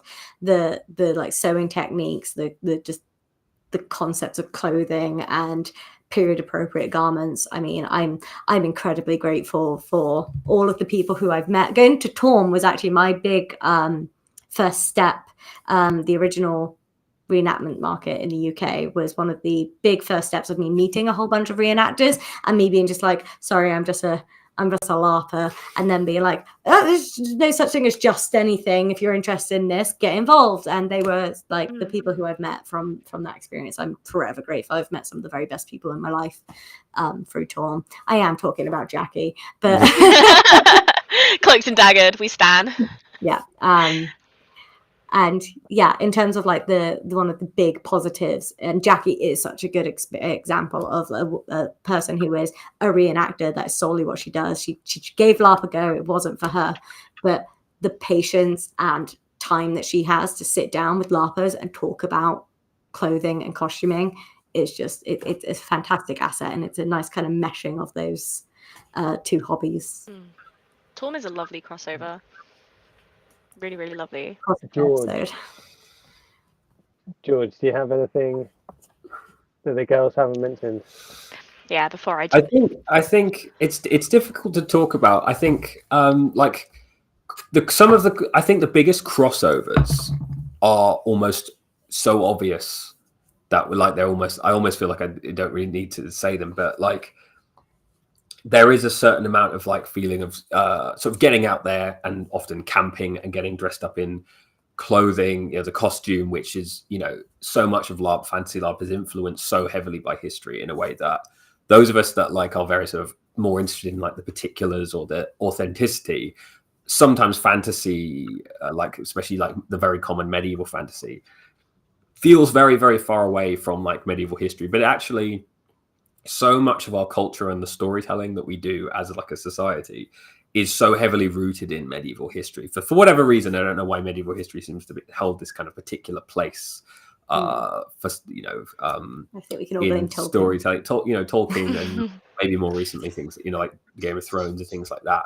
But there is this certain affinity you feel with the past, even when you're going out and doing a fantasy LARP, a medieval fantasy LARP, sort of going and sort of living in a different world, which is unlike our own. And for that, so like for instance, like going to Tewkesbury and things like that, going to reenactment stuff, there's still very much that same feeling of stepping into someone else's world and living in their shoes for a bit. The difference for me for LARP is something that I've sort of alluded to earlier with the example of tactics on the battlefield, is really affecting not knowing what's going to happen at all, and you being able to change what happens by your actions, decisions, split-second decisions, or planned decisions that you make over a period, and there being real consequences for that. If somebody in LARP, for example, like Empire, makes a big political stink and starts a social movement, which gets the doctrine of the religion changed or something like that, that's a thing that you did, changed the plan. There was no set path for the game. You did that, changed it, and there are consequences for that. The same way as on the battlefield, if you see someone get flank exposed and you flank them, you win the battle. That could turn the tide of a whole war, and there will be consequences that people that may have died might live instead. Tragedies may occur which wouldn't have occurred, or the reverse. And I think there's that certain tension you get when the consequences are being written as you go, and none of it's planned. But yeah, I think that's for me that key difference is that tension of we don't know what will happen, and then there'll be consequences for that afterwards. Yeah, absolutely. Yeah, I think the biggest crossovers for me, like, I don't know what else I can add to this, but it's just like the kit, the costume, and the knowledge is there's a very, very vast crossover with reenactment. You if you go to Torm, you could look at someone and be like, they could be a LARPer, not just a reenactor, because all that stuff that you can get there is like fantastic for LARP. It's brilliant. I buy all my fabric from Torm still. And though that crossover of the hobbies, it's really helpful to go either way. I think I started as a reenactor and then went over to the dark side. But I think equally you could enjoy LARP and go, I want to give reenactment a try, because while similar, you'll have a different experience. Yeah, I think from what I've seen, and from something that I'm very passionate about is about armor and armor working and doing the job that it's supposed to and things, is that actually understanding the historical reasons why things were done, and where that's a practical reason and where that's an aesthetic reason. And I think that was the reason why the Lord of the Rings films were so good, is that they got reenactors in, literal actual. John Ho was an actual reenactor. The guy that made the swords, Peter Lyon, was an actual reenactor, and these guys understood from wearing the stuff what parts of the armor you could change, and what parts had to stay the same, because that is, that aspect of it is just a practical thing. Yeah. It's not Yeah. fashion. It's practical. It needs to be like this, otherwise it won't work. 100%. And whether that comes about through research, because obviously that's available a lot more now, or whether it comes about through actually putting on the equipment and finding out for yourself. I think that's a really important part of fantasy, is understanding the practicality of your fantasy, because that's what makes it more real and believable. I have a really good example of this from a non-armor point of view. Is there anything but armor? There is. What? Not everything's made from metal. All right. So the costume that I primarily wear as a woman is a kirtle and a shift. Fantastic staple to build any fantasy medieval costume about, is that very simple historical garment. Socially and culturally and historically, your skirts have to touch the ground. You can't have all your legs on display and your cleavage out and all that kind of thing, because it wasn't socially acceptable. However, at LARP, I can cut my hem as short as I want, and it's brilliant. So I can rock my mini skirt and keep my skirts out of the mud and have my knees on show, and not have to worry about that impracticality and the comfort levels. So that similarity to the armor there of like, okay, the kirtle works. It is a very comfortable structural garment. It keeps me warm, and it's so practical because the sleeves come off. Between, I don't want all my stuff to drag in the mud. I don't care if anyone sees my knees.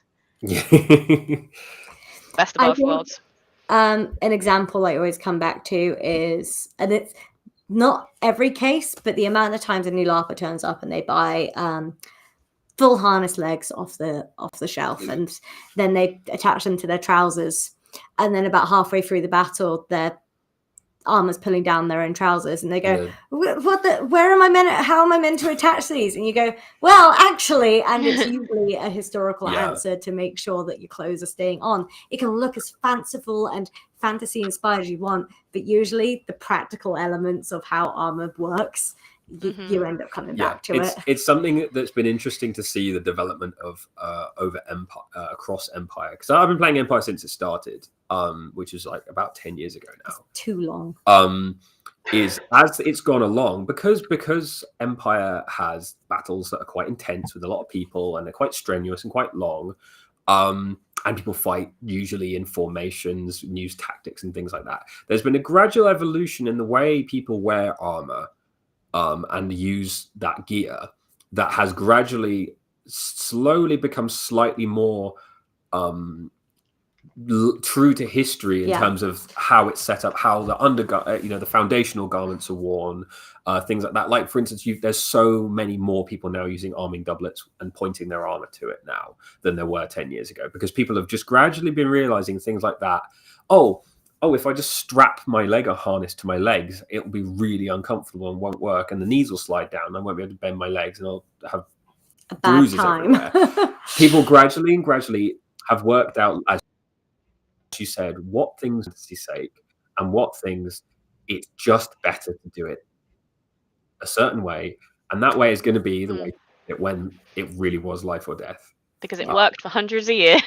and I think that is almost like the pinnacle fantasy for me, when it can be fantastical. Although I love my historical aesthetics, it can be fantastical in some ways, but it's grounded in a reality through physically having to go out there and do it, which I think is kind of reaching the holy grail there, in terms of like the practical going out and doing stuff in LARP. I do want to say that, to me, that also speaks very positively about the way that PD structure the rules for combat in Empire, that people can't find a game thing that is non-reflective of history. They're kind of almost forced into doing a historical thing by the nature of what's going on. Like, we were talking earlier about archers being scary. Well, like, I want to wear plate legs because I don't want to get cleaved in the legs. Like, I don't want someone taking my legs off, I'm afraid. And I will take the fact that I'm having to run around with heavy metal on my legs. Yeah. But other people make a different trade up, as you saw in history. Yeah, and it can change moment to moment too, because, for example, the last Empire battle we were at, it was absolutely roaring hot. Oh, it was hard. And so a lot of people had to make the decision whether they were going to shed certain parts of their plate armor. And obviously the marches and any group of fighting unit that goes out in Empire battles, a lot of them are sort of heavy infantry, which rely on their armor to function properly. A lot of us had to make that call going, am I going to shed the leg harness and risk arrows and getting stabbed in the knees and things like that? And it affected how things work, because it was really scary when we're like, shit, we've normally got, normally we've all got leg armor on, but we don't now because it's really hot. But you had to make that judgment. I wasn't willing to make that trade. Yeah, exactly. And some people didn't. And then some of us did. But it was that whole thing of like the practical there are a lot less element armored legs out there than usual. Yes. The whole thing, it had to be traded off against the reality of the situation. Was it was way hotter than normal. Yeah. It was an experience. And it affected people's armoring decisions, their equipment. Mm-hmm. I think we're kind of, I've been keeping an eye. I think we've done a good job of answering questions as we've gone along as well. Yeah. And we have been talking for an hour and 45 minutes now about that, which is pretty awesome. Have we done a pie chart of who's been talking the most? Did we do that? Katie's pointing to herself. It's been great. I absolutely love hearing people who are passionate about something talking about what they're passionate about. And I know since I met you guys at Tewkesbury this year, like, you're all very passionate about what you do, and through that, and also through Nick, this is why we wanted to get you guys on. And we know that in some ways LARP and reenactment have kind of received a bit of a, like, people don't really understand it, so we wanted to get some people who were really passionate on to talk about it and get people to go, hang on, this must be pretty good. I quite like describing I like saying that most people nowadays actually do LARP. They just don't realize it, because they, you know, all the guys down the pub, they're LARPing as their favorite football team. When we scored and we won the cup, and you know, they get dressed up, and because that's what we wear as part of our identity, and they're part of what is basically a fictional thing now, right? The Liverpool football team has got practically nothing to do with the actual city or anything like that. It's what we naturally do as humans, is that we like to play, and we like to make believe, and we like to create these identities and create these stories. And everyone does it. And it just seems that we're a lot more honest. We're very honest about it, and we know what we're doing when it comes to reenactment and LARPing. Yeah, and as a couple of people pointed out in the chat, Medieval Knights were doing the same thing too. They were basically LARPing. They were doing sort of, you know, Passage of Arms and tournaments and things like that with characters, and nothing changed really. Romans were doing ancient Greek and ancient Egyptian recreation battles in LARP, like potentially slightly bloodier than we do, but I mean, even Brad to a degree has an element of dressing up, making a character, and putting that level of improv and performance into it. Like, it's in so many things. When I go to work, I LARP as my work sona, who loves her job. I have to LARP as a professional sometimes. who loves her job and does everything for the company, not just for the paycheck. And so, you know, it's so much a part of us, and as humans. And I know in the past I've felt a bit nervous about, like, sharing being a reenactor with people, and then I got a bit older and decided actually that doesn't matter at all. So thank you guys for coming and sharing what, you know, you're so passionate about with us. And I'm really looking forward to experiencing it myself as well. We said that we'd have some questions from the chat. It looks like the chat has mostly been about people agreeing with you and leg armor. Maybe some people have votes. Yeah. Can I just point out one thing that happened in chat that I actually had to not laugh about was people who know George very well talking about how every time George was talking, you could tell that he wanted to be pacing, which is so true. This man does not sit still normally. The longest you'll ever see me sit in one place. I'm very proud. Okay. Well done, Well, George. So next time, if we get you on again, George, we'll get a Roomba, one of those little robot vacuum cleaners, and the laptop can go on top of that, and you can just follow it around. You need one of those motion tracking cameras that'll just follow you around the room. That's exactly what you need. Mitch is being extremely rude in the chat now. Mitch. What? That's never happened, surely not. You knew Mitch before he was cool. Do you mean Mitch the First? I mean, I live in history, right? Yeah. That's I know who he is. That's History with Jess. That's her boyfriend. Yeah. Hopefully we'll have them on, and then you can heckle. Yeah, then we can bother them while they're being interviewed. That sounds great. You're gonna reap what you sow, Mitch. I think it's great. Like I said, I love people who are passionate about things. I think Mitch is a great guy. He's extremely brave to wear a moustache the way that he does. Not a lot of people would try that. And thank you for commenting. I think you guys have done a great job. I think the fact that there's so few questions means that actually you guys have done a great job of explaining LARP, explaining Empire, getting people excited for it. If you're watching this back, not in the live stream, then please do leave a comment. If you've got any questions, if you just want to join in the hype, then please do leave a comment.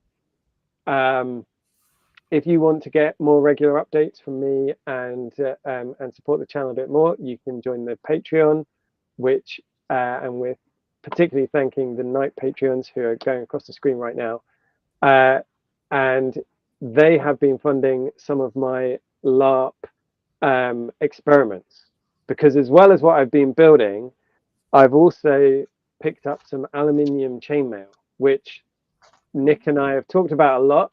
And Nick has been extremely good at not throwing me out of our reenactment groups for talking about aluminium in the way that I do. But I've picked up an aluminium mail shirt, which is really light. It's about 3.5 kilos. Life changing. It's incredible. But I've been doing some experiments with some of this. This is a chemical gun blackening for aluminium. Ooh. So if you got, I'm hoping. Kate, you just got very excited. I'm hoping I can make my aluminium mail look a bit less. Please let me know how that goes.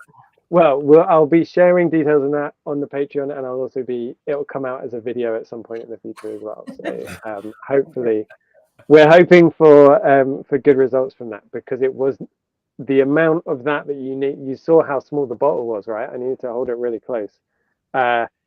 It's not particularly cheap, and you need a lot of it to dunk a shirt in. But you know, we've talked about how the heat can affect your armor choices. So, yeah. I mean, at Tewkesbury, I did rock a what kind of helmet was I wearing at Tewkesbury? It was one of yours, Nick. Yeah. You were wearing I was wearing Yeah. a skull cap. I decided to wear my reed hat on top of it, and I thought that I was the moment. And as George likes to quote me on this one, it was not the serve I thought it was. It was a choice. It was when you saw yourself in a car window and went, oh. I wanted the benefits of protection and shade. Always. It was a nimble decision. Yeah. I think I don't remember any big hat issues at Tewkesbury. I think it all was was fine. Thank you. Thank I you. don't remember any problems there, Davey. So. I do apologise for at Tewkesbury saying that reenactment was cringe. That wasn't very kind of me. For some reason on that day, I felt like I very strongly needed to defend my choice of straying from reenactment to LARP by embodying reenactors who say that LARP is cringe. And Okay. I was in a very strange place. I was did get that LARPing one. as a reenactor who hates LARP. The entirety I of think- Tewkesbury, we got one instance of people like we were talking to them and then we said we're LARPers and they went, and walked away. Yeah. Oh, sorry. Well, that was their loss. I think, are we coming to the part? Do we have a little caption for the counselling part of the video? No, where I don't have one prepared. Daisy and Katie go through all of the Yeah. the like emotional hang-ups they've got about LARP. I just share all of my reenactment trauma. That feels like a different video. That's the, that's the Patreon exclusive. The therapy session. Yeah. How Yeah. reenactment ruined my life. I have no money and no social time. And no holiday. No Yeah, holiday. no spare vacation time. No. No room in my garage. Right. Just Well- remember, you don't have to be nimble to work here. But it helps. But it helps. Well, guys, thank you so much. Thank you to all of our guests for coming along. Nick and I have been really excited to do this, and I've stayed excited all the way through, even though I think this is one of the longest live streams we've done. Yep. Thank you love to to everyone talk. who's joined us in the chat. If you're watching this back later, thank you very much. If you've enjoyed it, if you've watched us talk for an hour and 55 minutes about LARPing, then you should probably hit the like button. Yeah. Probably. You probably Or should subscribe. Yeah. If you haven't subscribed, you should do that. But thank you very much, guys. And Thank you for having I me think this on. is a great Thank time you so to much. say Yeah, thanks for having us. goodbye. Bye, Say everyone. bye, everyone. Bye-bye. Bye.